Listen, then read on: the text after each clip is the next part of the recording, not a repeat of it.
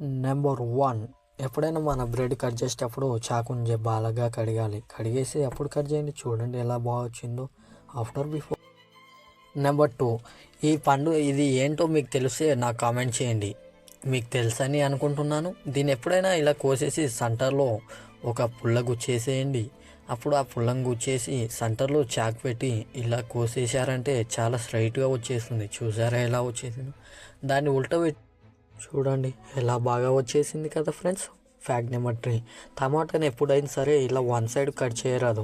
అలా కట్ చేసి ఒకసారి చూడండి ఎత్తునన్నీ వెళ్ళేసాయి. ఇంకేముంటుంది, ఒక రౌండ్ షేప్ వచ్చేసింది. ఎప్పుడైనా ఇలా అడ్డం పెట్టేసి కట్ చేసేయాలి. అప్పుడు చూడండి చాలా బాగా వచ్చేసింది కదా ఫ్రెండ్స్. ఫ్యాక్ట్ నెంబర్ 4, ఎప్పుడైనా ఒక పండు మిరపకాయని తీసుకున్నప్పుడు ఇది లాంటి మిరపకాయ, వీటిని ఇలా డబ్బా షేప్లో కట్ చేయాలి. అప్పుడు చాలా బాగా వచ్చేస్తుంది. చూసారా గుత్తి ఎలా వచ్చేసిందో? చాలా బాగుంది.